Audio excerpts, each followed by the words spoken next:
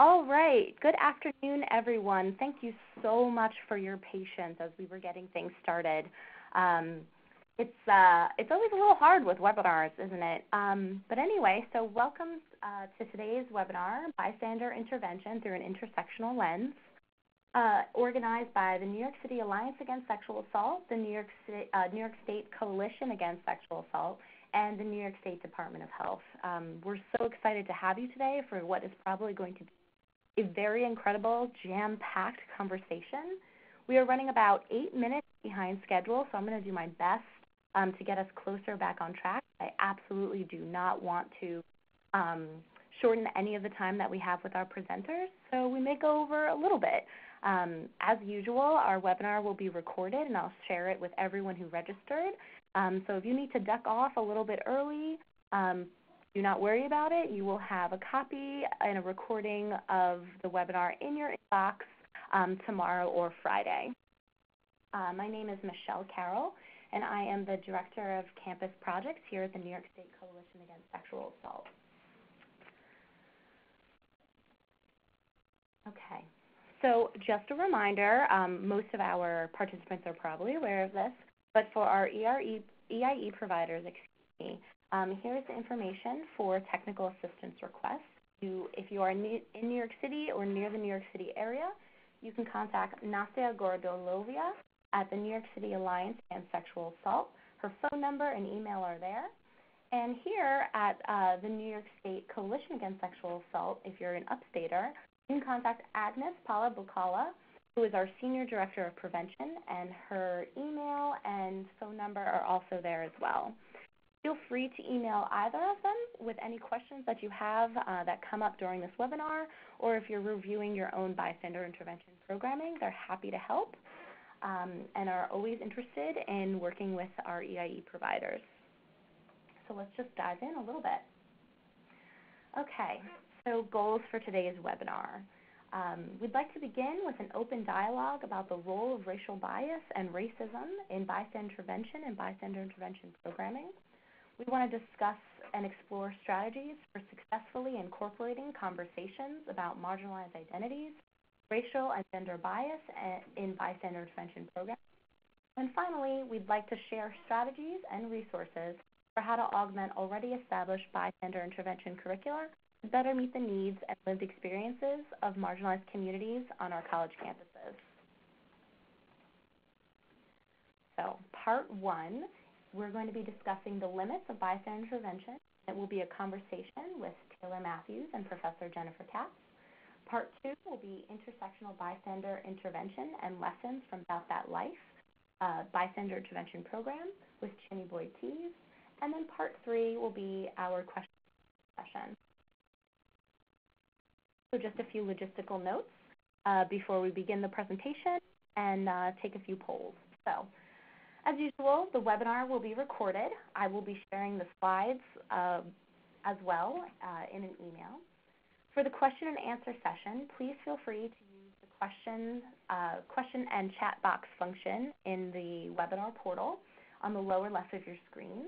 If you send your questions directly to me, Michelle Carroll, and I believe I'm listed as the chairperson, I will take note of your question and then ask it during the question and answer session to our presenter. If you're having trouble with that, please feel free to also email your questions to me, and I will make sure they're included as well. All right, before I introduce our first speaker, I want to take a few quick polls so that we know who's in the webinar room and what our general level of understanding is. So first, I feel confident in my understanding of intersectionality. Strongly agree, neutral, agree, strongly disagree, or not applicable.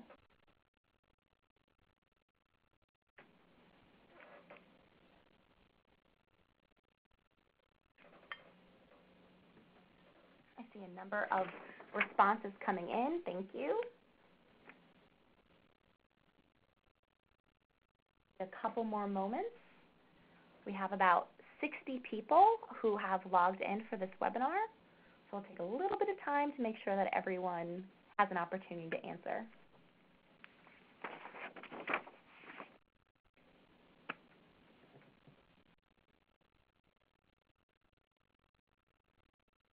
Okay. Thank you so much. Next poll. I believe that my bystander intervention programming is intersectional. Yes or no?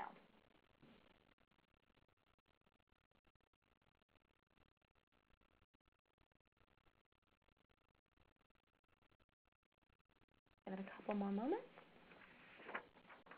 And we have one more poll after this.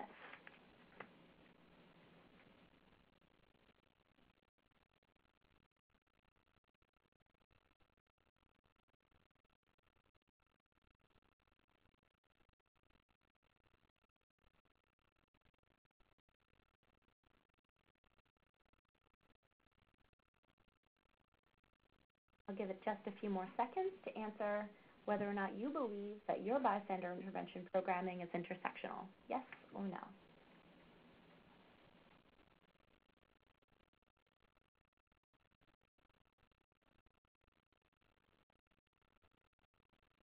Finally, currently I discuss racial bias and racism in my anti-sexual violence presentations with college students. Yes or no?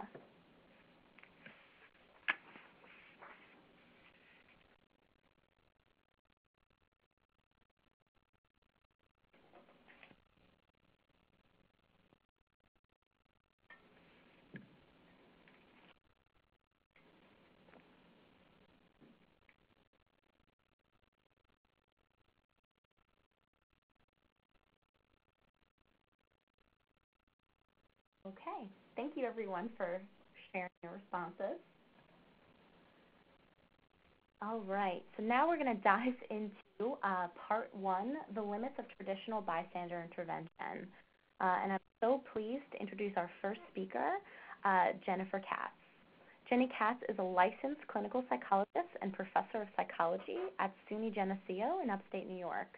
She earned her doctoral degree in clinical psychology at the University of Georgia and joined the faculty at Geneseo in August 2003.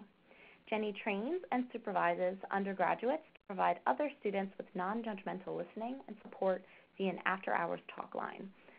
She also coordinates sexual assault response team services at Geneseo.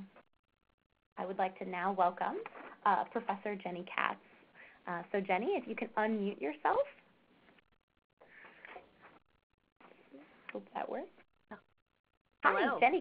Hi, excellent. Hi, Jenny, we can hear you. So I'll let you dive in. I know we're a little bit behind schedule, and I will change the slides from my end. Fantastic. Thank you. Of course. So I'm thrilled to have the opportunity to talk about some of the recent research we've been doing here at Geneseo. Sexual assault, including rape, is an enduring public health problem, and many campuses, including our own, are working to increase awareness and prevention and to improve our campus response. Bystander intervention has been a central part of this work. Bystanders are witnesses to actual or potential harm who can help those in need. A bystander approach can spread responsibility for safety from perpetrators and victims to everyone. I'm ready for the next slide. Great. So everyone can be an active bystander. Active bystanders step up, speak up, step in, and they can engage in a variety of different types of behaviors, including before, during, or after a high-risk situation. And my examples here all involve direct action, but it's important to note bystanders can also delegate or mobilize others to intervene. The promise of bystander intervention involves the fact that everyone can help as a bystander, but will they? Past research suggests that some college students help more than others. For example, women tend to help more than men, and situational factors seem to affect whether people help. For example, students are more likely to help a friend than a stranger who's at risk. Today, I'm going to outline the main findings from our study on white women's responses to a black woman at risk for rape. We conclude that because white women are less likely to help when a potential victim is black, bystander education that does not explicitly address racial bias disadvantages students of color, particularly on predominantly white campuses. So to give a little background with my third slide, the justification suppression model of prejudice helped to guide our work. And according to this model, white people are most likely to show discriminatory behavior when their discriminatory behavior can be rationalized by some factor besides race. So in one early study, participants stood outside a room, either alone or in a group, in which a woman was waiting. Some were told this woman in the room was black, others were told she was white. After a few minutes, participants heard a crash in the room and a woman calling for help. Did they help? Well, yes, if participants were alone, they tended to help regardless of whether they thought the woman in the room was black or white. But if participants were not alone, they were less likely to help if the woman was black. This is the classic bystander effect, but with a racial twist. The bystander effect refers to the fact people in groups are less likely to act than people who are alone. So in this study, when other people were present and could overhear the situation, participants could justify not helping the black woman because other people also knew about the woman's plight and they could potentially help. So the presence of other bystanders here was a, quote, race-neutral factor. Similarly, in a more recent study, researchers put students in a virtual reality situation. You can see a little clip of that here. And they told students, get out of the virtual building as fast as you can. And then a virtual man who was either black or white asked for directions so he could get out of the building. Students were less likely to help the black man than the white man. In this case, time pressure was the race-neutral factor. That is, participants could justify by not helping by saying they didn't have the time, even though they did tend to find the time when the virtual man looked white.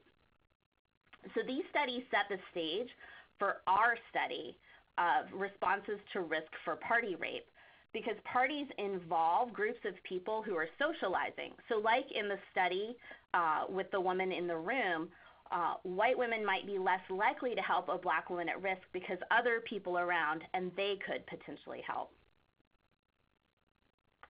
So my fourth slide shows some highlights from our experimental study.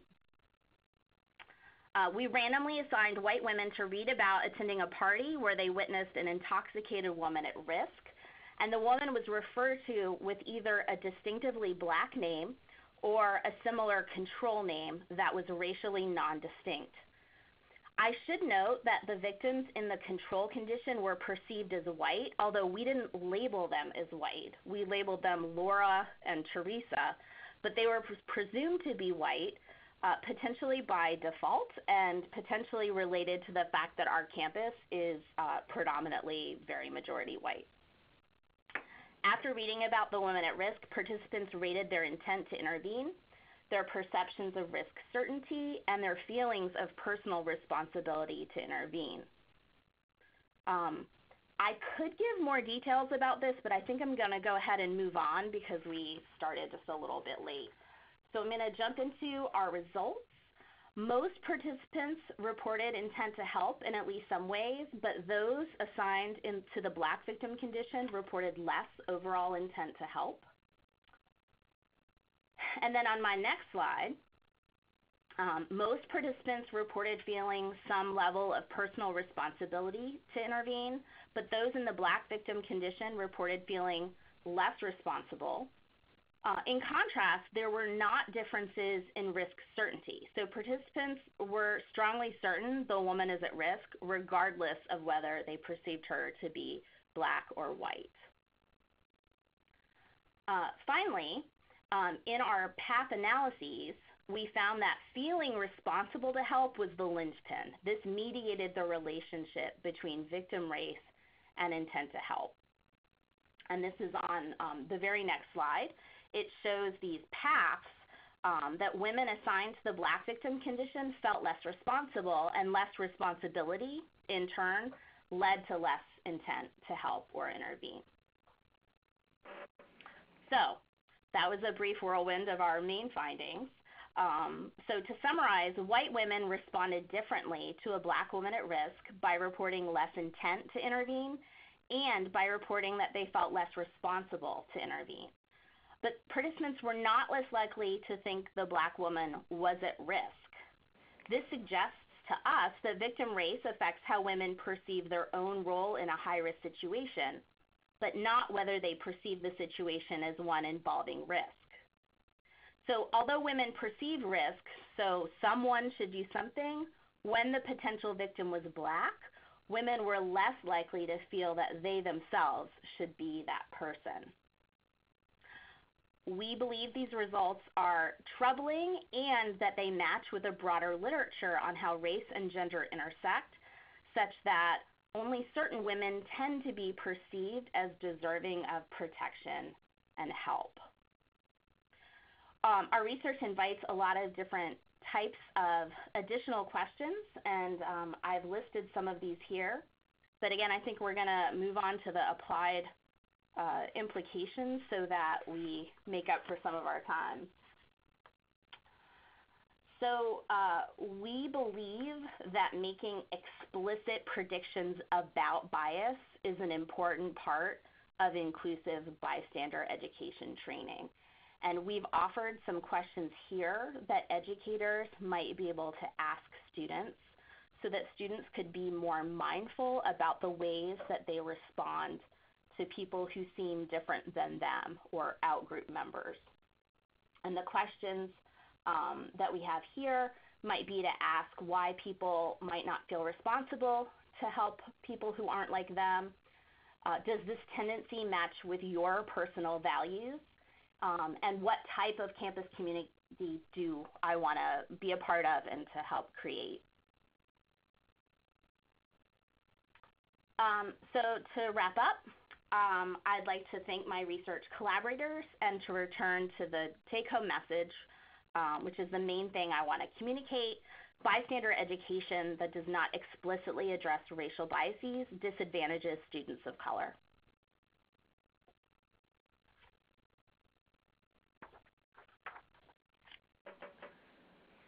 All right. Thank you so much, Jenny, for your discussion, your study, and also thank you so much for being mindful of the time. I now want to transition into the second part of our part one, which is a conversation with Jenny, Taylor, and myself. But before I do that, I want to introduce Taylor to the group.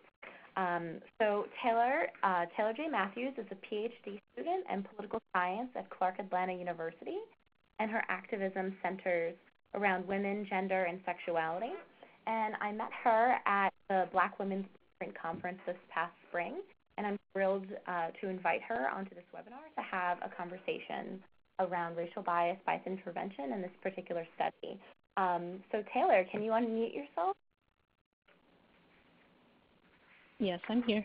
Awesome. Oh, love it when things work out. All right, so Taylor, I want to start with you, but what is your main takeaway from the white female bystanders' response to a Black woman at risk for incapacitated sexual assault?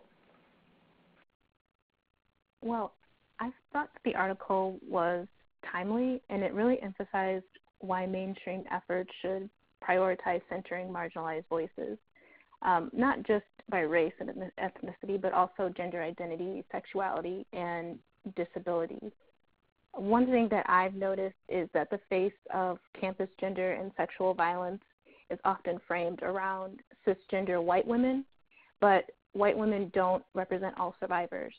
And we have to talk about intersectional experiences of violence, which is part of what this study highlights.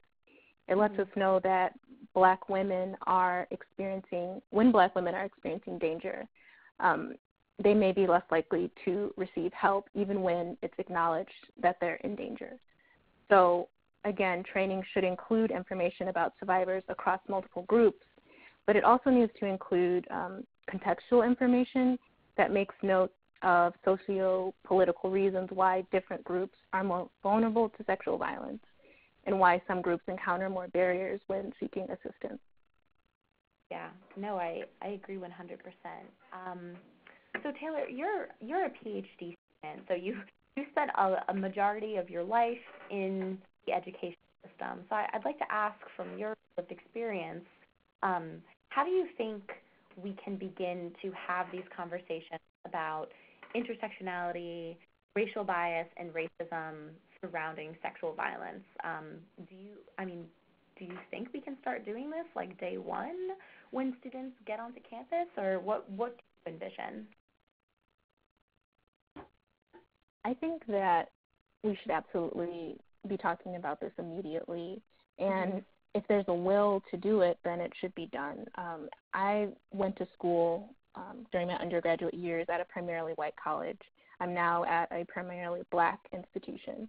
So I've had both experiences, and I can say that as an undergrad on a primarily white campus, I did not feel that if something happened to me, I could depend on someone to address it. But I also felt that when students of color were trying to address racial issues, we did receive a lot of pushback, and there was a lot of antagonism. So I'm hoping that some of that's changed today.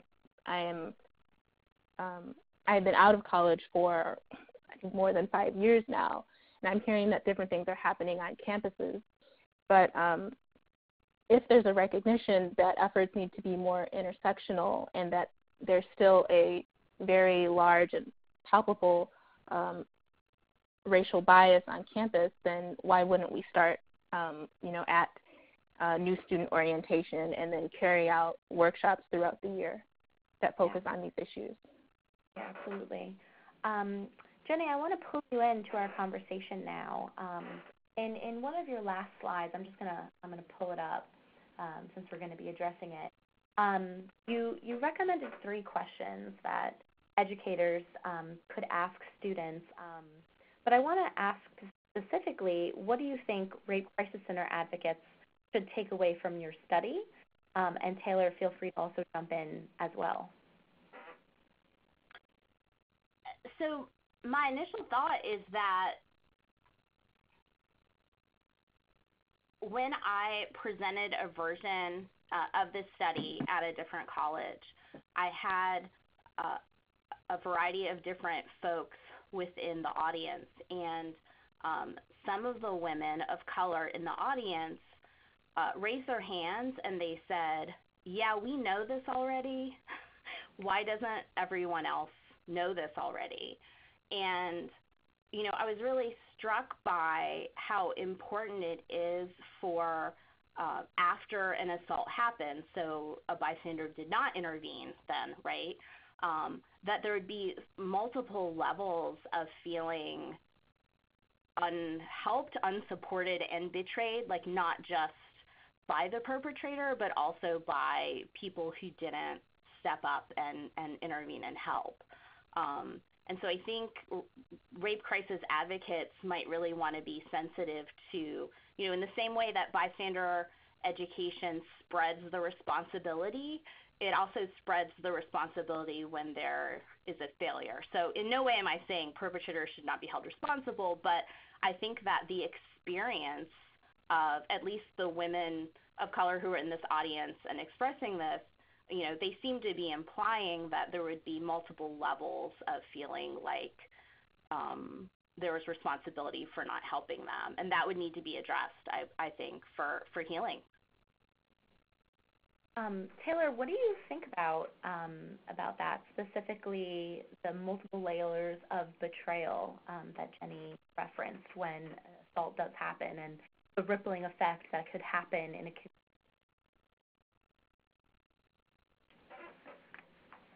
Well, I think that any person who's involved with sexual violence and who works directly with survivors needs to be prepared to help any person that comes to them in need. No one should be treated unfairly because an employee, let's say at a rape crisis center or a college, is acting from a place of hate or is just generally uninformed about rape and rape survivors. And I also think that goes back to how we frame sexual violence. If we're framing it around a particular group, when I come to you and I don't look like that group, you may not know how to respond to me. You may think that I more likely invited it just because of my race, which is one of the things that the study pointed out. Absolutely. So my last question is, what should university officials such as Title IX coordinators, prevention staff, and students affairs staff take away from this study? And we'll start with you, Jenny, and then we'll go to Taylor. Yeah, sure. I mean, I think this, in social psychology, we talk about in-group members and out-group members. So in-group members are people like me, and out-group members are people not like me. And so I think that this framing can be really helpful because although it is imperative that bystander interventionists talk about racial bias, as Taylor mentioned, it's also really important to talk about other forms of bias, including for cisgender versus transgender and other types of marginalized groups need to be centered. And so I think the questions about feeling less responsible to help people like you kind of gets at both racial, but also cisgender, transgender. We have studies that show that people are less likely to help a man at risk for sexual assault than a woman at risk for sexual assault. So I think that it opens it up for people to think about all the ways in which they may be similar to others and yet different from others, and yet the responsibility to be of help doesn't change as a function of in-group versus out-group status. Taylor, what about you? What do you think the main takeaway for university officials like Title IX coordinators should be from this study? Well, I think that university officials need to understand that they too can perpetuate racial harms. And when universities are unwilling to acknowledge and address personal and institutional bias, it limits how effective they can be in their individual positions, and it also undermines resources and programming for students. Yeah, absolutely. I guess, and I think for me, something that really struck me about this study was how necessary and needed it really is for us, especially in New York, to really come to terms with the role that racial bias can play in a student's individual decision in a potentially violent situation or not to. And so something that I think I want to continue to work on and continue to provide opportunities for is to provide opportunities for our white identifying, white presenting advocates to recognize internal biases that they may have, that they may be unaware of when they walk into a room. And so that's something that I'm left with from this conversation.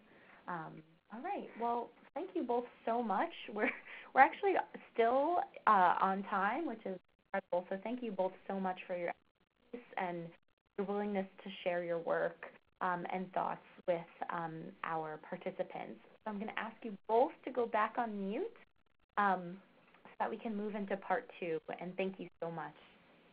Thank you. All right. So I'm going to move into part 2 of our webinar now. And before I do that, I'd like to introduce our speaker. So I'm so excited to introduce Chimmy Boyd to our group. Chimmy Boyd Keys is a successful entrepreneur and much sought-after consultant, speaker, trainer, and grant writer. She's passionate about creating programs and initiatives that develop leaders and promote an equitable, inclusive environment. As a seasoned higher education professional for 18 years, Chimmy has worked extensively on women's and gender issues and topics relating to other marginalized populations. She has directed 2 university women's centers, one at a historically black university and one at a predominantly white university. And she's proud to have created a bystander intervention training program specifically for youth and students of color at all colleges and universities called About That Life. I'm thrilled to welcome Chimmy today, who is someone who I've admired now for over a year. So I'm just thrilled to introduce her to the group. So Chimmy, if you can unmute yourself, we'll dive into your portion. All right. Can you hear me? I can. Thank you, Chimmy. All right. Michelle, thank you so much for having me on the call. I appreciate it, or on the webinar, I should say. I appreciate everyone who took the time to participate in the webinar as well. And hopefully you've gotten some good nuggets already from Taylor and Jenny. I really appreciate you two. Jenny, thank you for the research that you're doing. Some of the things that I've been discussing, some of the researches, there's major gaps in the research, and I'm definitely going to be using some of your research in some of my presentations and talking about what happens in bystander intervention when we talk about folks of color. So let me jump right into this, folks. I wanted to just talk about bystander intervention for communities of color in general. I'm going to briefly touch on the program that I created that Michelle just mentioned called About That Life. And Michelle, you can go to the next slide, please. My background, I just really briefly, I come from a psychology, but more like a community psychology background. So I'm not a trained therapist. I'm interested in the way people think and behave. And what you already heard is that I worked in higher ed for 18 years. I was a student affairs person. 11 of those 18 years was in women's centers, university women's center work. And my foci is on sexual violence and partner violence, and from an anti-oppression standpoint.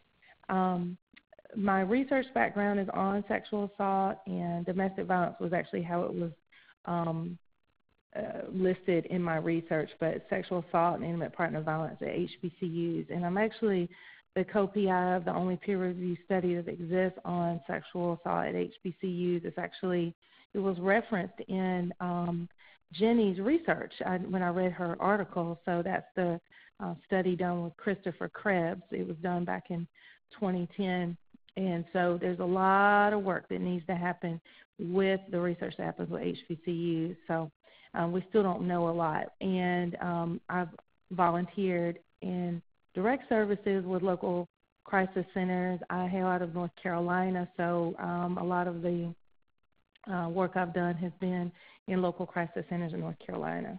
And you can get to the next one. So with the work that I've done, particularly as a University Women's Center director, both at a predominantly white institution and an HBCU, one of the things we did was provided prevention education, including bystander intervention.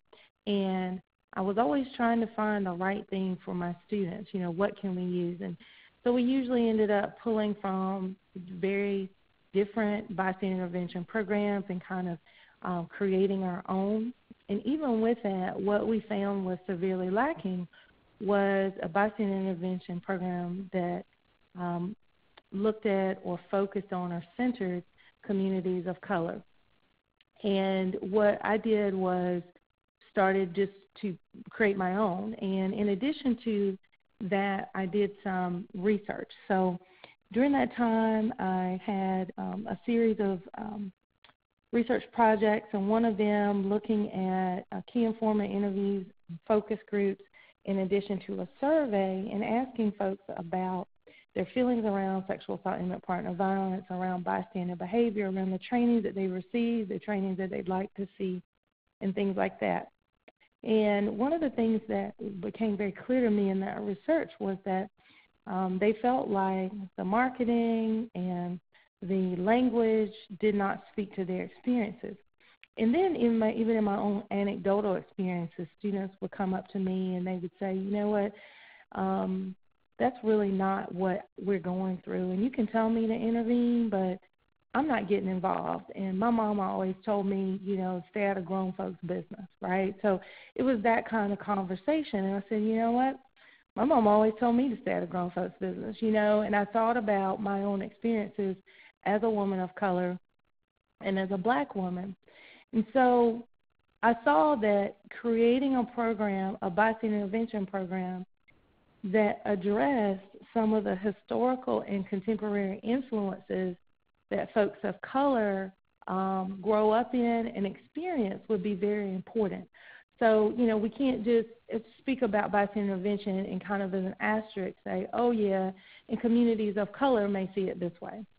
I really believe in centering the work of communities of color, and so we start out talking about what are some of the historical and contemporary barriers. So looking at it not just from the standpoint of an individual's responsibility around bystander intervention, but also looking at it from a systemic viewpoint. Because when we think about, the impact that oppression has on the lives of folks who are part of marginalized groups, it is systemic and institutional. And to not talk about that and to not even consider that as a contributing factor in how students or people, whether it's students or whatever group you're training, how they perceive their views around intervening, I think is really missing the mark. So About That Life is anchored in the belief that the community has to take on the role of preventing violence, and the community has the ability to set the standard for unacceptable behaviors. And so it kind of turns on the end the idea, and this is a question that really I would come up with students. You're telling me that bystander intervention helps my community, but I've always grown up with the belief that intervention harms my community.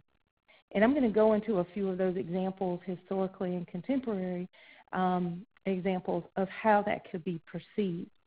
And so you have to really delve deep into that, right? And what is it about how the community who supports me, shores up my beliefs, protects me in every other way that I feel like protection? I don't necessarily mean physical protection. I mean like emotional and spiritual protection. The community anchor or gives me those support. And so now you're asking me as an individual to intervene, but my background and belief is around the strength of the community. So how can I have my bystander intervention program support those beliefs? So I want to just give a little bit of background, and you can go to the next slide. A little bit of background about terms. You already had a little quiz, so I'm not going to be redundant, but I always like to make sure folks understand where the term intersectionality came from. It's from Black feminist scholarship, and Kimberly Crenshaw in particular is the one who coined the phrase and the idea that, and she looked at it from the standpoint of Black women, but it's since been generalized to many marginalized populations. But the idea that people bring multiple identities into a space and their experiences of oppression and discrimination are unique because of the intersecting identities that they bring in. And also the idea that primary identities can change based on the environment. So, for example, a Black Muslim woman and a white Jewish woman is going to have a very different experience than, say, a Hispanic Catholic woman in a training that you hold. And so you could do a training for women and think, okay, well, we're going to cover, what they need because we're going to talk about women, and we have that commonality of identity. But because of their intersecting identities across race and religion, and particularly in this example, you can't ignore those intersections when you're finding solutions, when you're creating frameworks for your training. So that's why it's important to be intersectional. And, of course, we know about what oppression is, but always, again, grounding folks, the idea that power and prejudice equals oppression. So a lot of times people use the term prejudice interchangeably with oppression, and prejudice is a bad thing. And, certainly we don't condone or want people to be prejudiced, but the difference between that and oppression is the presence of power, and particularly systemic and institutional power. And we know particularly in the U.S., institutional or systemic power is derived from some of these identity categories, things like being male, being white, being Christian, being able-bodied, having more than enough material wealth, having English as your first language, things like that, and being heterosexual. So those are all those identities that in U.S. society we deem as having power, systemic power. And so those entities in those individual identities are what can, or they can be agents of oppression. Someone who's part of a marginalized group can certainly be prejudiced, and that's bad, and discriminatory, which is also bad. But because of the lack of the systemic power, that institutional power that the U.S. affords certain groups, if that person does not have power in that particular identity group, we cannot coin them as an oppressor. We can say they're doing bad things, they're doing prejudice or discriminatory things, but oppression is not present. So when you hear people use terms like reverse racism or reverse sexism, in fact, by definition, those things can't exist, right? Because someone who doesn't have that positional institutional power cannot be the oppressor. So I hope that makes sense. And then, of course, I like to ground folks in the idea of privilege. We know what that is. It's an unearned benefit, something that we enjoy. Everyone has privilege in some way, shape, or form, but oftentimes we don't think about our privilege, which is actually a benefit of privilege, right? You don't have to think about it. But privilege shows up a lot in bystander intervention education. The fact that people have, had many bystander intervention programs that have been very successful across the U.S., and none of those programs really look at intersectionality is a byproduct of privilege, that they don't have to, right? Because, the groups that it speaks to may not necessarily be the majority population or the populations who have power, and therefore we don't really have to do that, right? And so I assert that we need to back up and that we need to center those experiences of marginalized folks. So, and I know I'm running out of time. I can talk about this forever. No, so I just want to, you can go to the next slide, please. I want to jump into the historical and contemporary influences around why, what I believe is around why folks of color may or may not choose to intervene. And this is just based on some of the research I've done and just, again, some of the anecdotal experiences. So what's key is when we're discussing bystander intervention with communities of color is the acknowledgement that history matters in our perception of potentially sexually violent situations, whether or not we respond and how we respond. And so throughout history, racism has influenced our perceptions of people and situations. So I'm just going to give a few examples just to get your mind going, and certainly could be something to think about or discuss with other people in your community later. So when colonization began to happen all over the world, and particularly in North America, indigenous people were viewed as the enemy, as savages, were seen as inferior. We had the terms like manifest destiny, and we know about the many atrocities that have happened towards Native American people. And historically, we could say, you know what? We know about that. That was really terrible, but that happened then. But then when we bring it to contemporary times,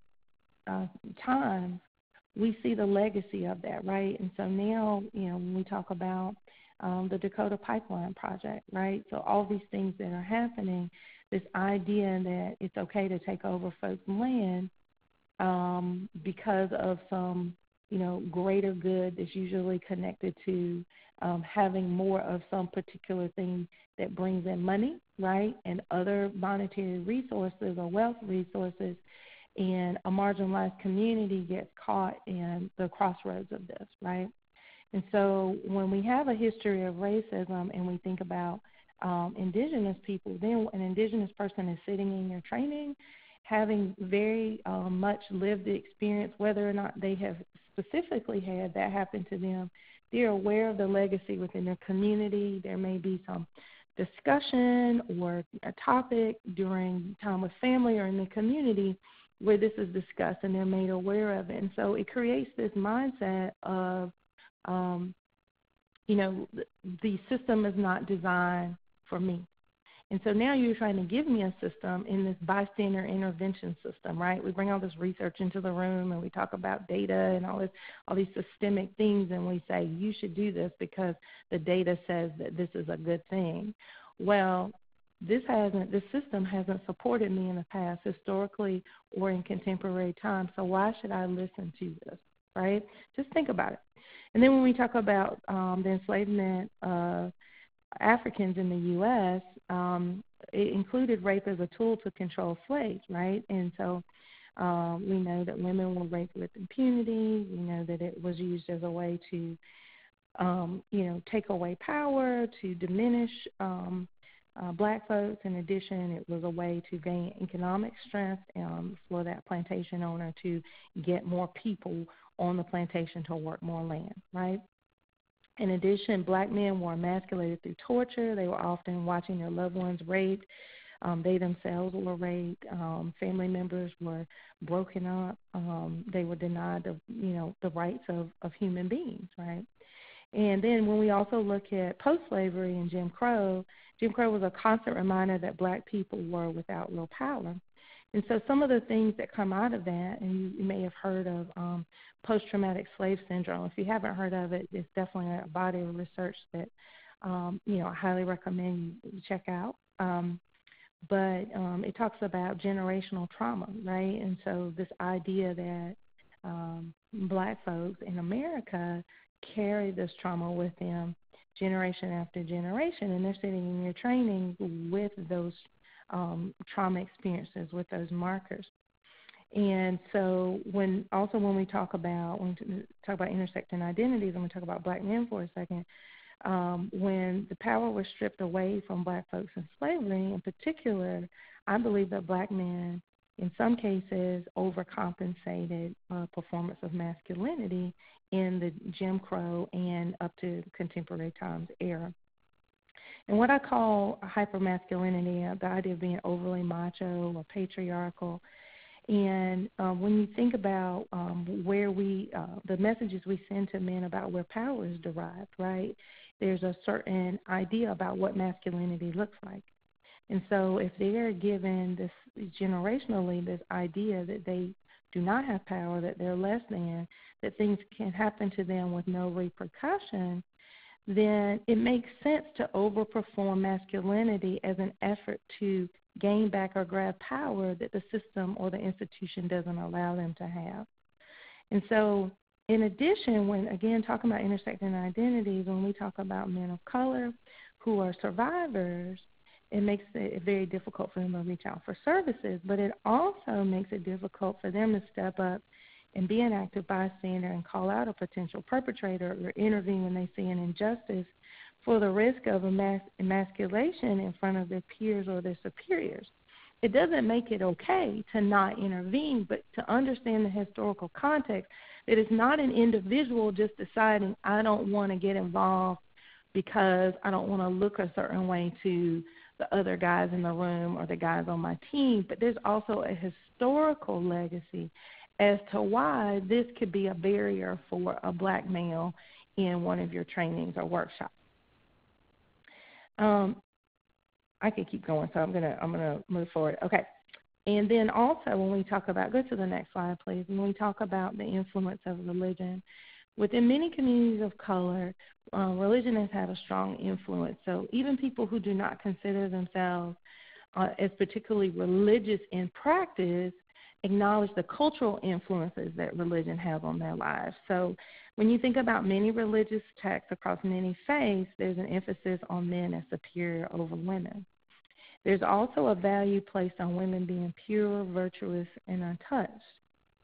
And so that influence of religion in communities of color matters when bystanders perceive whether a situation is dangerous, because even though religion has had these sort of misogynist messages in some across some faiths, there's also, by contrast, religion being a lifeline for communities of color and enduring oppression, right? So historically, beliefs about a power that's greater than the oppressive systems that are governing their daily lives can provide hope for folks of color, right? And that's happened, across generations, since, starting with, when we were first, oppressing indigenous people through, again, slavery and Jim Crow and what we've done with 2 Asian Americans, Latinx people, all marginalized groups of color. And so when we think about all those things, right, whether somebody deems themselves as particularly strong religiously, there are those cultural influences around religion. And so when they perceive whether or not a situation is dangerous, they might have a lot of baggage around who is rapeable, for example. That virtuous woman who has been a part of their religious culture now can have influences as to how they perceive a potential victim, right? And that's some of the victim blaming that was already talked about earlier, how they dressed or, whether or not they were drinking and those kinds of things. So there's a historical influence around this, right? Who asked for it, those kinds of things. So victim blaming is still a factor. And then go to the next slide, please. The idea of race first, gender second, I just want to touch on that real quick. I know I've got about 5 minutes. Can you go to the next slide, please? Race first, gender second is the idea that it's a betrayal of your race when you speak up about gender issues. And so when I first heard that, again, that comes from Black feminist thought. It was when I was in college, actually, studying feminism, that I felt like I was set free, because that was my experience. I was like, whenever I try to, call something out around gender and oppression, and I do it within my community of color, there's a repercussion. And what it can also do is it makes intersectionality invisible. And I say repercussion, I don't necessarily mean a physical repercussion. It could just mean ostracism in your community. It can mean feedback or backlash, or a sense of you not being on the team, or you betraying your community in some way, shape, or form. I'm going to give a couple of examples of that just in contemporary culture. When we talk about Bill Cosby, having over 40 women come forward with sexual assault allegations, that was devastating to many Black people, but it wasn't just because it was Bill Cosby who was committing those crimes. And you think about it, it was the iconic Heathcliff Huxtable from The Cosby Show. Now, of course, Bill Cosby had many other very popular transformative, groundbreaking, barrier-breaking TV shows before that. But in more recent culture, when we think about Heathcliff Huxtable from The Cosby Show, The Cosby Show represented as one of the first times that professional, middle-class Black people were shown on TV, right? Because previously they had been, portrayed as people who were, not overly, upwardly mobile, the good times type characters on TV. This was a family that was educated, was doing well, that had an extended family that was all happy and got along, right? And so Bill Cosby represents sort of a breaking of barriers and an iconic symbol of Black people arriving in the face of mainstream America. It's like we knew Black folks like that, but sometimes white people didn't know that, or maybe weren't aware of folks that were like that, right? At least not through media depictions.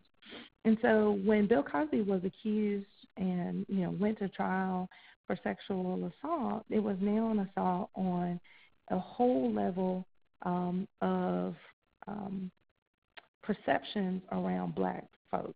And some of the backlash in the Black community, at least from anecdotally from the conversations I had, was there was victim blaming, right? Those women, why they take so long to report, and they're just lying on him. But a lot of the conversation was about, and when I say conversation, it wasn't conversations I was having, but it was stuff I was hearing, was about how now the Cosby Show has been taken off of syndication. It's off the air. And what does that mean about the milestone that Black folks had? So I say all that to say that these types of contemporary influences in race first, gender second are very important in the trainings that you do, because when people feel like they have to make a choice between their community and, sort of standing together against what they see as an oppressive system and going along with your system, right, of bystander intervention, your 5 tips or whatever you give out, chances are you're going to lose, okay? If there's a battle between the community and your bystander system, the community's going to win because the community is that group of people or that sense of solidarity around a shared oppressive experience or against a shared oppressive experience. And so also the idea of police and the problematic relationship that people of color have had with the police and the judicial system, and then the notion of snitches get stitches. So I'm going to end with those influences. There's been a history of problematic relations there, right? And with recent media attention on this, particularly with the Black Lives Matter movement and the Say Her Name movement, there has been even more visibility to it. So people of color are often aware of vulnerability with police incidences of brutality and the reality of high incarceration rates. When you put a person of color, any person in incarceration, but particularly people of color, you don't just affect that individual, right? There's a cost to a family and to a community. There's a person who is now, not present in the community, not bringing in income, not influencing people in other ways. Believe it or not, people that are locked up also sometimes are leaders in their community, right? Because they're people, and when I say leaders, I mean they have taken certain people under their wings and shown them different things and given them time and attention and even money, and that person is now removed for oftentimes many, many years from the community. It has an effect generationally on communities. And folks of color, because they're disproportionately disproportionately incarcerated, they're very aware of this. And so oftentimes it results in underreporting. And the idea of snitches get stitches is a message that I and many people of color received early on. It's the idea that you don't involve authorities or outsiders in your community business. And if you do, there's repercussions for that. There's a negative consequence. Again, not necessarily physical negative consequence. It can be that, but also, again, the ostracization. I can't even speak right now. You ostracize from your community. Let me drink some water. And also a sense of really not being a part of the team, right, being a traitor to the community. And so it's not that folks are not held accountable when things happen in the community, but it's being held accountable in a way that doesn't involve the system and doesn't involve authorities that are outside of the community. And so that can be very different from what the standard bystander intervention programs talk about. And so when you think about that, right, and you unpack that with what's out there, what is evidence-based bystander intervention programs, a lot of them are devoid of these kinds of conversations. But I'm telling you, the folks that you're trying to train are thinking about this, and it's in the room. And it can make the difference between them deciding to be that upstander that you're telling them to do and them not doing it. And I think it's important to give voice to it. So let me just quickly, because I know I'm at my time, go to the next slide, please, give you some possible solutions. So you want to be intersectional in your prevention work, and you want to think about how can you set up forums and opportunities for people of color to discuss what safe bystander intervention looks like for them. And you also want to think about what might be other barriers to being an active bystander for people of color. I haven't even touched on all of them. I just basically picked 3 to work from, 4 to work from. But some possible solutions are things like challenging yourself to be honest and open about taking risks to address the isms, right? Racism, sexism, heterosexism, transphobia, homophobia, all those things head on. I always say it's important to continually place yourself in a place of discomfort, right? Privilege allows you to not be uncomfortable unless you deem as such. But folks who are in marginalized populations don't get that opportunity. They don't get to pick and choose when they can be uncomfortable just walking around in the world, living in the system that we live in. They are automatically, by and large, going to feel that discomfort. And so when you're in a place of privilege, you get to choose when to be uncomfortable. So I'm asking you to choose the discomfort more than the comfort if you're really trying to have an anti-oppression practice.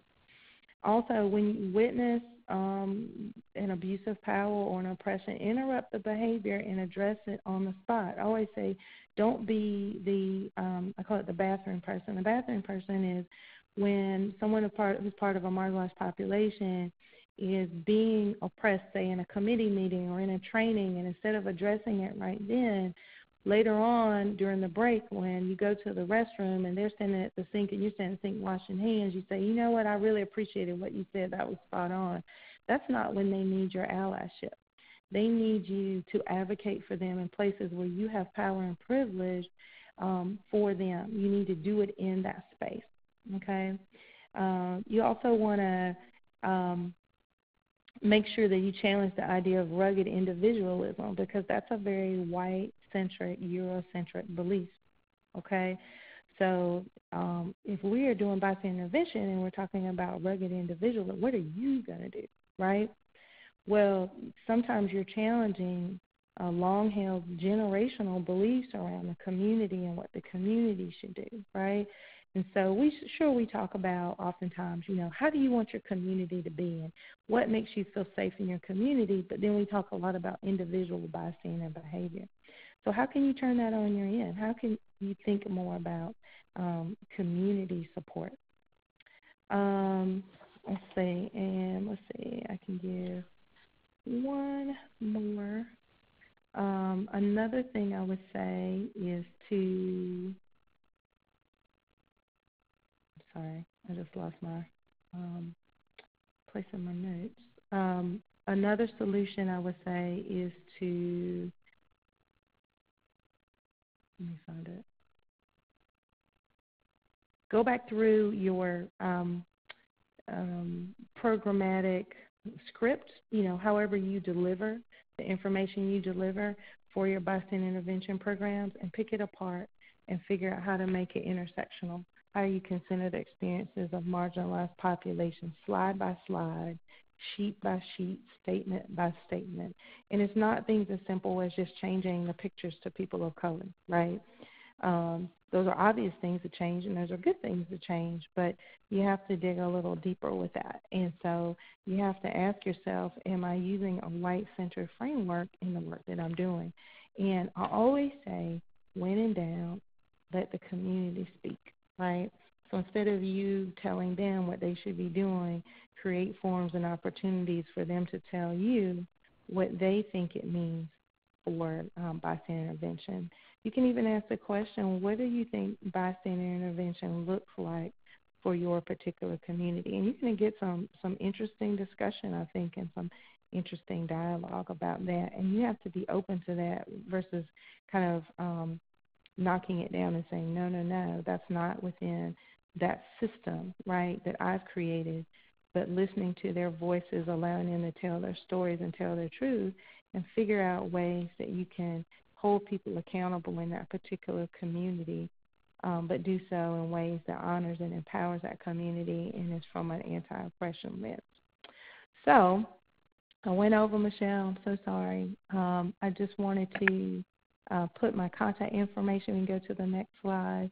If you want to talk further, if you're interested in me coming and talking to your group, doing the About That Life Bystander Intervention program, or I also do trainings around how to make your work intersectional, and it's usually a 1 or 2 day long training that I do with staff and that kind of thing. Reach out to me. There's my contact information.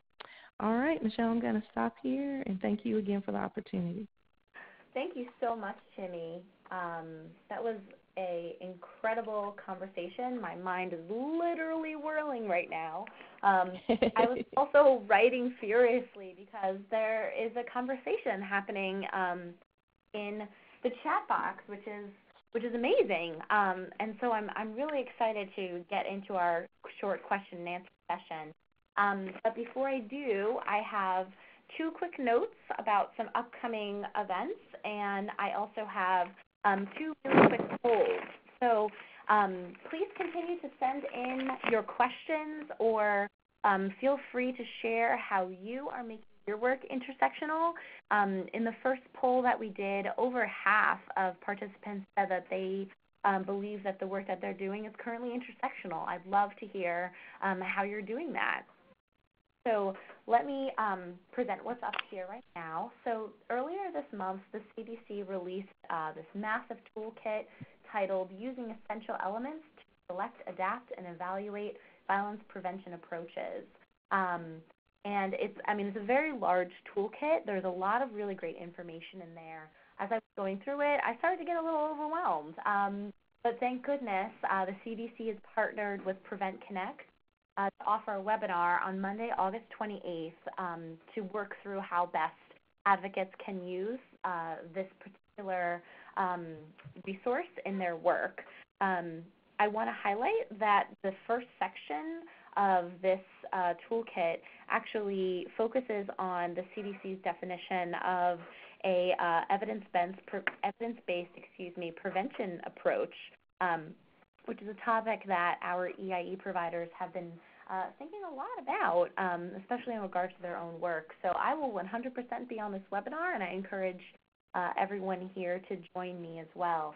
I'll share a registration link with a copy of this webinar so that you can register.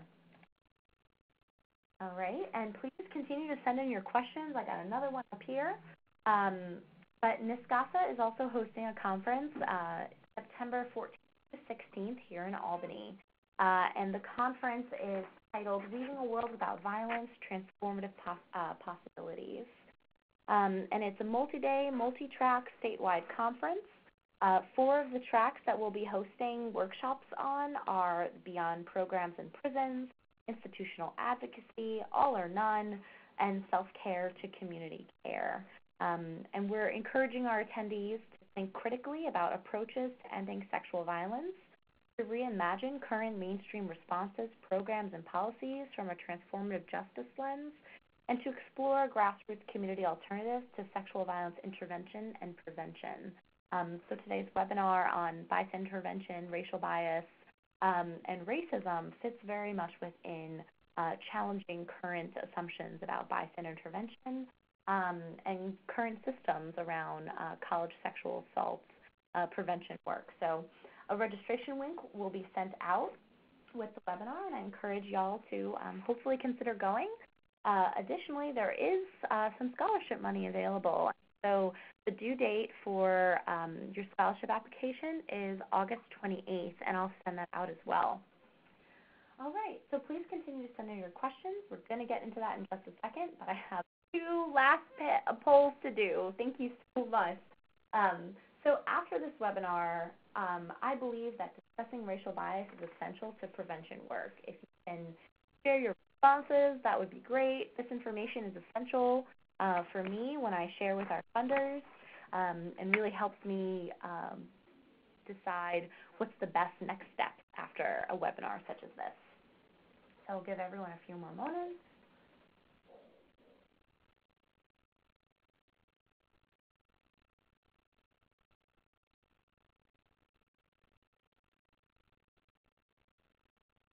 Give just everyone a few more moments to answer the question whether or not after this webinar you believe that discussing racial bias is essential to prevention work.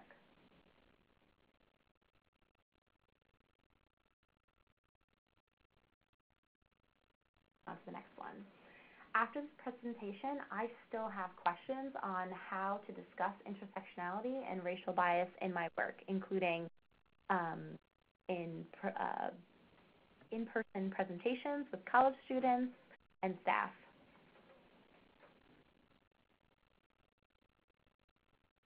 Ooh, I see a number of people saying yes, they still have questions. So if you're able to formulate those questions, please share them in the chat box. If not, you can always email me, and I'd be happy to work out additional workshops and workshop opportunities to answer those questions.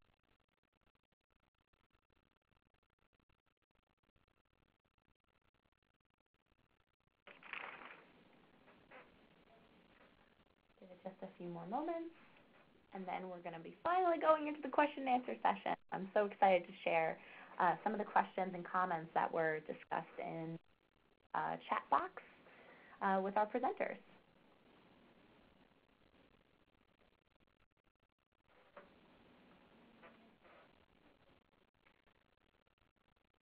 All right. Thanks, everyone, for answering that last poll. It's super helpful to me.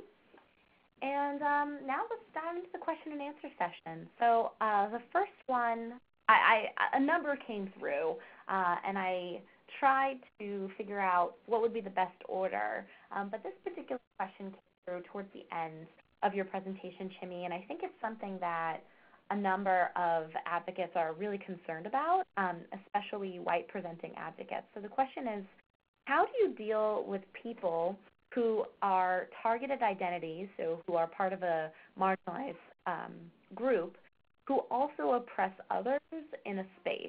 So, for example, that may be gay identifying folks expressing bias against trans folks, or POC identifying folks expressing bias against LGBT folks, for example. So the question goes out to all of our presenters. How do you deal with that in a particular training? This is Chimmy. I'll start, and other folks feel free to jump in. You really have to do privilege work in every bystander intervention training, whether you're doing a what I call a box program or not, someone else's curriculum.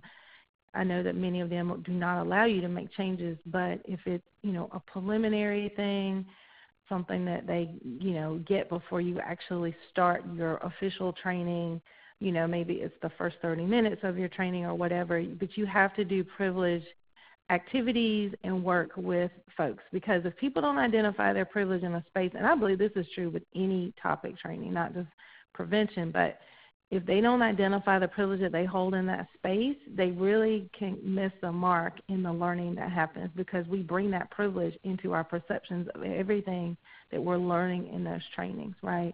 And whether or not we perceive ourselves in certain ways. So, it's important for folks, if they understand what intersecting identities mean, it means I can be a part of an oppressed group and an oppressing group at the same time.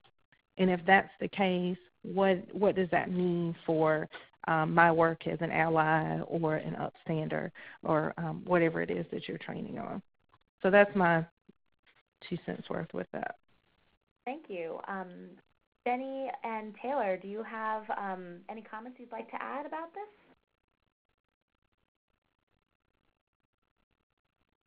Oh, please unmute yourself as well, if you do.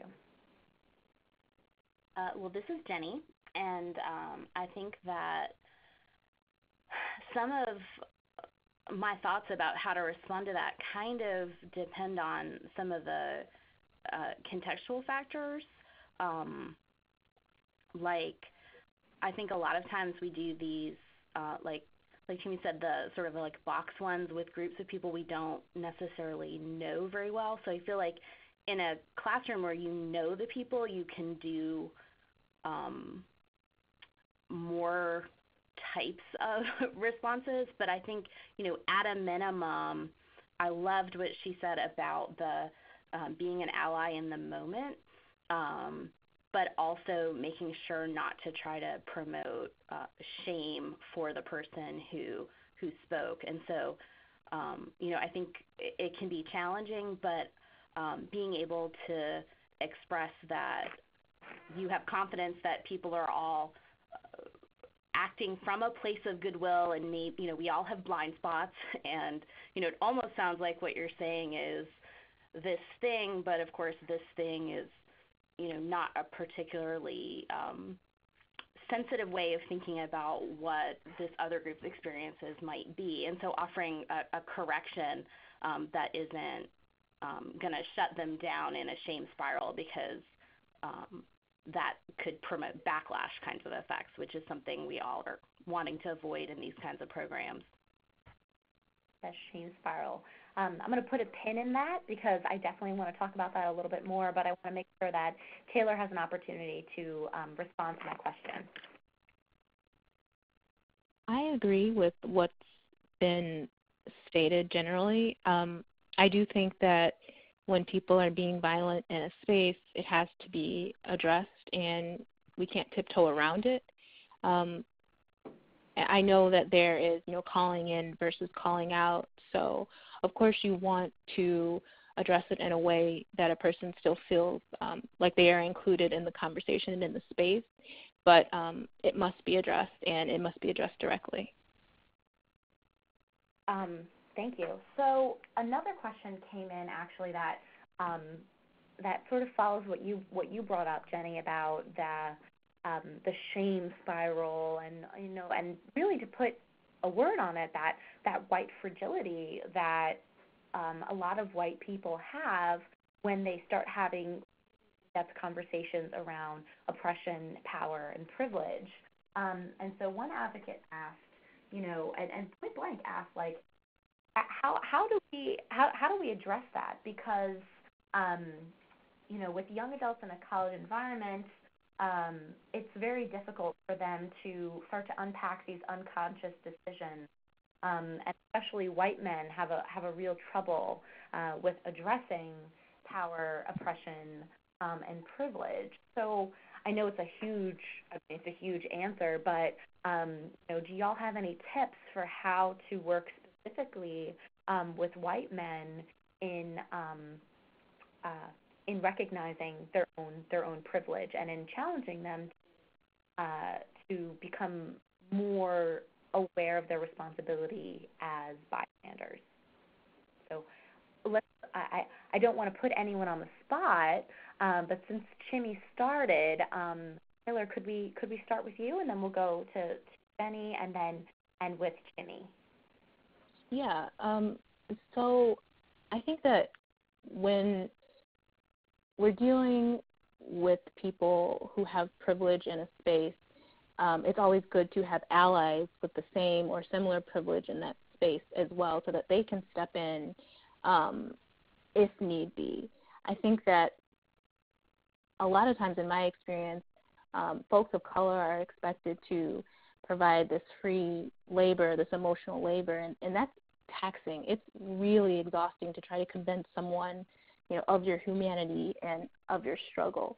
So as far as white men are concerned, there need to be white male allies in the room who can kind of carry some of that weight that would be placed on a woman or a queer person who is leading the conversation. Yeah. Thank you for sharing that, Taylor. And for our advocates on the line, please let me know if you're looking for like a white male ally who can support you in these trainings. There are a number of white men in this work in New York State who I've worked with, and I feel confident at their abilities to stand as allies and challenge young white men, in their oppression and privilege understanding. So Jenny, I wanna check back in with you. What do you think about that? How can we call in young white men to do this work? Well, I absolutely think that having allies present, incredibly useful suggestion. And also to go back to if there can be a discussion about privilege generally, then that might really be able to foreground that, so that, I think some of the white men that I interact with feel like, well, I don't have money, and they think about class privilege when they think about privilege specifically. And so, I think that is the wonderful thing about intersectionality, is being able to help people sort of identify the things that are visible to them, might help them then relate to or have empathy for groups of people where they're having different kinds of experiences that someone might not know about. So I think both of those are really important, having allies and being able to talk about privilege from an intersectional way so that everyone can feel included kind of above the power line and then also below the power line. Sure. Chimmy, can I ask you to offer your comments on this? Sure. I agree with what the other presenters have said. In addition, I'm going to take a slightly different stance, and this is just who I am and how I work. I also think that whenever I start a workshop, I let people know that this is not going to be a feel-good workshop. It's not my job to make you feel comfortable. It's actually my job to make you feel uncomfortable. And I start that way because then people can decide what they want to do. You know, if they want to stay or go, or are they going to be open, not open. And again, I do activities to try to create safe spaces and have people think about privilege. But I also think that if we're really going to try to end sexual violence, we have to do the hard work, which means that people are going to have to look at themselves in ways that do not make them feel comfortable. And I feel very strongly, you know, as a feminist advocate, that it's not my role to, you know, kind of handhold someone through a training to make them feel good through the training. It's really about, are you going to help this work or are you not going to help this work? If you want to help, let me give you some opportunities to talk about ways that you think you can be an ally and ways that you think you can contribute.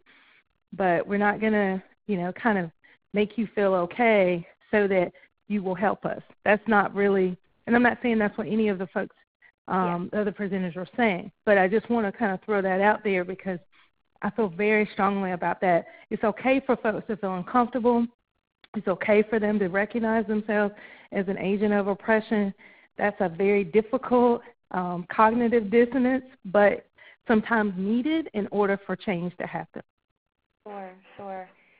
Yeah, you bring up some really heavy topics there, Chimmy, but I absolutely think you are right in that challenge that, you know, it's hard to, you know, call in everyone, and that this is absolutely an uphill battle, and, you know, we can't expect to walk into a classroom of 50 freshman students and assume that by the time we walk out, they are all racially aware and, you know, 100% aware of their privilege and are, you know, ready to be true allies. I mean, unfortunately, the work doesn't, you know, work that way.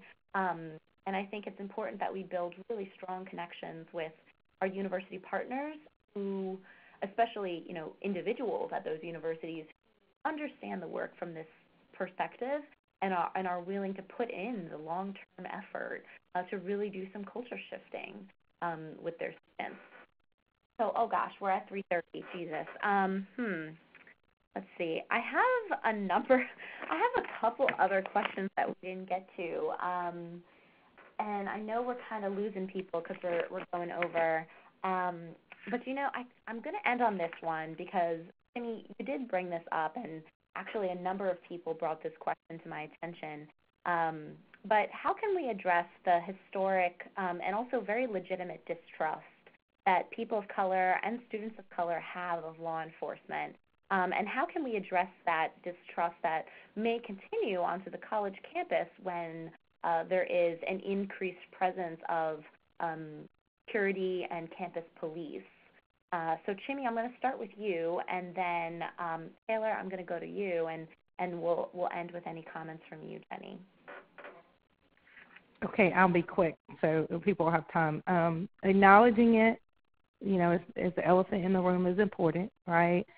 Acknowledging that there is a distrust, that there's historical reasons behind it. I think you want to give people an opportunity to talk about alternatives to involving law enforcement without judgment. And there's a lot of stuff, again, Google is your friend. There's a lot of stuff on the web about holding people accountable in ways that don't involve the judicial system. I'm not saying let people just not do things, to get away with everything. But what I mean is that there's ways that people can pull together and intervene before crime happens that doesn't necessarily involve calling campus police or local police. And giving voice to that, allowing people to name it without judgment, I think is important.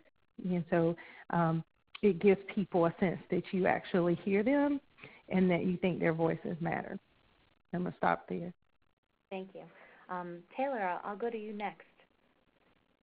I agree that it's definitely something that should be acknowledged and discussed, but this is also where Title IX comes in.